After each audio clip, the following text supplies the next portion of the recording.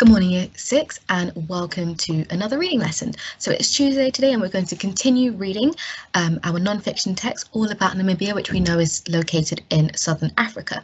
Today's reading lesson, we're going to do some choral reading, which means we're going to read together in unison, which means together. So I'm going to start off reading. You're going to follow each of the words that I'm saying as we read. So I'm just going to switch over to my visualizer so you can hear me read, and you're going to follow along with me. NG Kids, Alex explores the desert. There's scorched earth as far as the eye can see. In the distance, a swirling tornado of sand known as Dust Devil sweeps menacingly across the horizon. Scorched suggesting that it's very hot. Menacing also suggests that the sand is actually quite crazy through the surrounding. It's quite quick and crazy moving through the horizon. We are driving through the vast Namib Desert. The vast Namib Desert suggests that it's actually one of the biggest deserts, and I know this because of the word vast, suggesting it's big.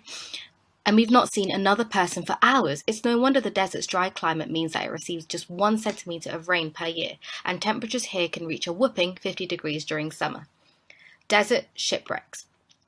You'd expect a desert like this to be far away from water, right? Well, the Namib Desert actually extends right up to the cold Atlantic Ocean. See picture on the left, so that's here. We are heading to a treacherous, which means a big stretch of the shoreline known as Skeleton Coast, so called because of the number of shipwrecks here. We stare out of the window, stunned as we drive past hundreds of ruined vessels in the sandy ship graveyard. When the cool seawater meets the hot desert air, it can create a thick mist, making it difficult for sailors to see the land. So this suggests here, because of the thick mist that's created in the air, it makes it difficult for them to see and crashes occur. Explains our guide Hendrik Grunewald. Gulp. Pretty in pink, a much more cheerful sight greets us further down the coast. Nearly 50,000 greater flamingos are feeding in a lagoon, a shallow area of saltwater that's cut off from the sea by a sandbank. Their long, thin legs gracefully stride through the water as they submerge their heads, snacking on tasty worms, crabs, mollusks, and algae. So this is what they're eating. Incredibly, the birds get their candy floss pink colour from the food they eat. Yum. Ocean life. Boarding a catamaran at Walvis Bay, we are joined by a cheeky pelican, which we can see above here, who perches proudly on the bow. So that's like who's waiting proudly on the bow. Our captain tosses a tasty fish towards the 175 centimetre long bird, which it captures in its enormous pouch-like beak, and we can see the adaptation of its beak to fit its surroundings. Quite a long beak, allowing it to carry 2 kg fish in one mouthful. From the boat, we spot a giant grey fish laying lazily on its side near the water's surface. And this is the fish here. It's sunfish, and it's known locally as mola mola. With its flattened body and 2 huge pointy fins, it's as tall as it is long, nearly 3 metres. It's sunbathing, says the captain. After hunting in deeper, colder waters, they need to warm up. That's why they're known as sunfish. What a racket. As the boat approaches a sandbank known as Pelican Point, we can hear what sounds like a crowd of rowdy football fans, rowdy suggesting it's quite loud. Sprawled across the sand is a huge colony, which means a group of 50,000 mooing Cape fur seals. The massive population is here because of the lack of natural predators in the area, such as great white sharks and orcas. A few of the playful creatures nimbly glide underwater before bobbing up behind our boat to say hello. Taking in all the life around us, it's incredible to think that a few hours ago we were in a barren, unforgiving desert. Barren, unforgiving desert suggests that the desert, so the Namib Desert, is quite lonely, quiet, because obviously nobody is visiting the desert as it's so hot, whereas further down the line here there's a lot of animals making a lot of noise, which shows there's a comparison between the two areas. Cape fur seals can sleep on land or in the ocean. When snoozing in water, they stay afloat by paddling with one flipper. Greater flamingos like the ones we saw are identified by their pink, black-tipped beaks and pale colour, and you can see that in the image here. That's how you can identify these flamingos.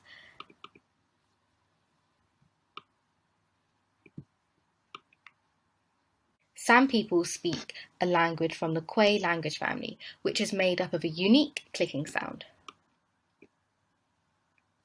San survival. The San people, or Bushmen of southern Africa, have lived in Namibia for thousands of years, long before European settlers came to the country. Although many now live as farmers, until recently they led hunter-gatherer lifestyle lifestyles, and the sands still have a neat trick for storing water in the parched landscape. Parched suggesting that it's quite dry. During the rainy season, so this suggests to me that it actually doesn't rain much, this fronted adverbial here. During the rainy season, they hollow out ostrich eggs, fill them with water through a hole in the top, and then place a stick in the hole to close it back up. Then the egg is buried in the ground, ready for any thirsty person that may pass by. Cool. Remember what I said yesterday? The ostrich eggs, they're actually not compared to a normal egg that we have.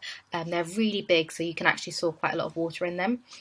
These two questions here, these are for me to answer. So like I always do in our reading lessons, model the questions and how I'm going to think about answering these questions. So I'm just going to switch over to my visualizer now, and you should be able to see me answer these two questions. Okay, so here I would pause my video and go over to my textbook to write out my answers. Okay, so as you can see my presentation, I've written today's date, which is Tuesday the 23rd of February. Reading is that's the subject I'm doing, and question number 1. I'm just going to read out the question because I don't want to keep switching between my visualizer and my PowerPoint. So the first question is asking me to look at ocean life, and it's asking me to find and copy the phrase which tells us sunfish are lazy. So I'm going to just go over to ocean life, which is here in the text. And I'm looking for the phrase, not the word, so that means a few words to suggest that sunfish are lazy. So I'm just going to read down here and look for the word sunfish to help me answer my question.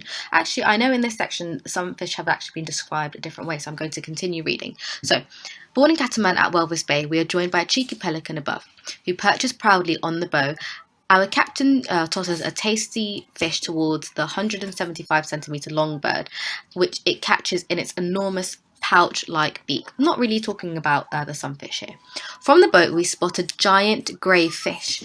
Giant grey fish, well, I know that that's describing the sunfish because this is the giant grey fish that they're talking about.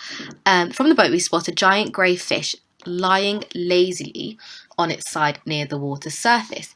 That suggests to me that actually the sunfish are actually lazy. So the phrase that I'm going to copy in is lying, and I know the verb lazily here suggests that actually the sunfish are being quite lazy, and I can see that in the picture, just sitting quite still, lying lazily on its side. I actually won't need to copy down the rest near the water surface because this is the phrase that actually suggests that the sunfish are quite lazy. Now, my second question, so I'm going to write number 2.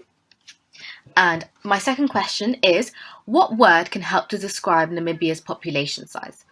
Overly populated, scarcely populated, and crowded and high. So those are the 4 words I have. I'm just going to say them again. Overly populated, which means there's a lot of people. Scarcely populated, which suggests that there's not a lot of people. The population size is quite low. There's barely anybody there. That's what scarcely suggests. Crowded, which we know that means there's a high number of people. The population is full of people. And then high, suggesting that the numbers in the population is quite high in Namibia. So it's talking about the population here in this section of the text. And it says, did you know Namibia is one of the world's least populated countries? There are only 3.1 people per kilometre squared compared to 271 in the UK. So actually, Namibia has a very low population, and I know that because a comparison to the UK suggests that. Well, the word that suggests that the word that can help us best describe Namibia's population size would be scarcely populated because it's the least populated country. So the word I'm just going to copy down is scarcely, as that suggests to me there's not a lot of people in Namibia. So scarcely populated. Sorry, I missed my C here. S-C-A-R-C-E. So I'm just going to write that out again. S-C-A-R-C-E-L-Y, scarcely populated. So that suggests that there's not a lot of people living in Namibia, which is why the population is low. It's one of the least populated countries. So now I'm going to go back to my presentation, and it's time for you to answer the next set of questions. So as you can see, my presentation, today's date, reading, and I've written down the numbers for the questions and just my answers, okay? That's all you need to do. They don't have to be in full sentences unless it's a 3-mark question or a 2-mark question that I've put in. But today there's not actually any of those questions. So I'm going to switch over now for you to have a go at your questions. Now that you've seen me have a go, it's your chance to show your independent skills in reading and have a go at answering the questions. Now you can see the set of questions I have for you. I've numbered them, so this one is your first question, and it's a find and copy, and you need to find and copy the word which tells us the Namib Desert is incredibly large. So you're looking for a word that describes the desert as being incredibly large, and we know that it's the second largest desert in the world. So pause the video here and find the word which tells you the Namib Desert is incredibly large.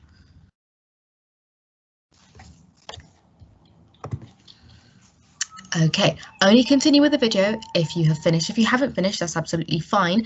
Just continue to finish off and play the video once you have, as I'm going to reveal the answer now.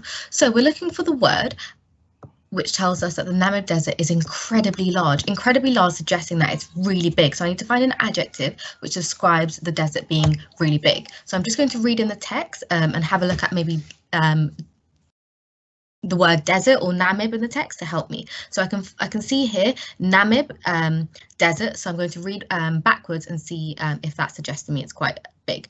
We are driving through the vast Namib Desert. So here the word vast actually suggests that this desert is very big. So the word that you're going to have to copy in is vast. So if you've written vast, give yourself a mark, and if you haven't, that's absolutely fine. Make that correction, please. Your next question now. So you're looking at this section, which is desert shipwrecks. I've actually snipped the section of the text for you to help you, so you can just read it off the video. And you're finding and copying the word that tells you that the Skeleton Coast has many unpredictable or hidden dangers. Well, dangers is something that we know it can cause harm. So having a look in the text for the word that suggests that the Skeleton Coast has many unpredictable or hidden dangers. So pause the video here and have a go.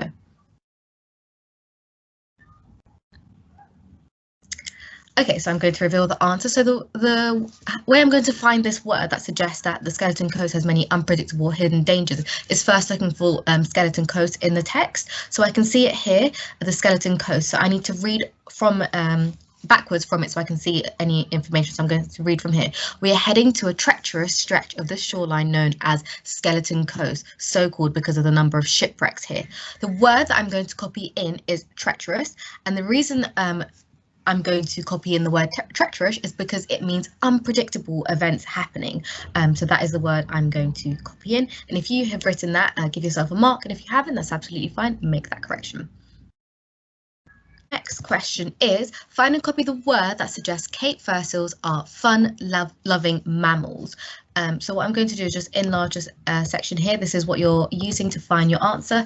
And you're only looking for a word that suggests that Cape fur seals are fun-loving animals. So think about my thinking and how I look for the words in the text. I'd like you to try and do that now. So pause the video here and have a go. Okay, I'm going to reveal the answer. So what was going to help me firstly, I'm looking for a word, and it suggests that Cape fur seals are fun-loving mammals. So I'm going to look for the word Cape fur seals maybe in the text, and I can see here it suggests it actually says Cape fur seals, so I'm going to read backwards. Sprawled across the sand is a huge colony of 50,000 mooing Cape fur seals. Some of you actually may have copied in mooing, and actually that's not correct because sprawled across suggesting that they're all over the sand, and it's a huge colony of 50,000 mooing pigs. A colony is a group of mooing Cape fur seals, so that isn't really suggesting that they're fun-loving mammals. So I'm going to actually continue reading. As the boat approaches a sandbank known as Pelican Point, we can hear what sounds like a crowd of rowdy football fans. Sprawled across the sand is a huge colony of 50,000 mooing Cape fur seals. Now you can see I actually have highlighted the word rowdy, and that is because that is the word that suggests that these are fun-loving mammals. If you've ever been to a football match or actually a concert, you can describe people as being quite rowdy because they're so excited. The atmosphere is very loud, and it's something that we're probably all missing right now. So that is how you can describe the atmosphere here to suggest that these are fun-loving animals. So the word is rowdy, not mooing. Rowdy is the correct word for this question. Okay, number 4, look at the section Sand Survival. I've snipped that for you to help you. Find and copy the phrase. So now you're finding the phrase, not a word, the phrase that suggests Namibia does not receive much rain. So something in the text, maybe have a look for the word rain in the text to help you with this question. So pause the video here and have a go at this question. Okay, so I'm going to look for rain in the text and see if that can help me. So I can see here during the rainy season. Let's see if there's any other word to suggest this. No, actually that is the only rain in the text. So actually the correct phrase is during the rainy season. This fronted adverbial here tells us actually there's not much rain. It's only during the rainy season that Bushmen of Southern Africa actually hollow out ostrich eggs, and that's only during the rainy seasons, which suggests here that it doesn't rain much. And we actually know that because the temperature in Namibia can actually go up to scorching 50 degrees during the summertime. So barely ever rains. It's very dry, the climate, and hot. That's how you can describe it. So well done if you have written in the phrase, which is during the rainy season. That is a phrase you need to copy in. And if you haven't, please correct that.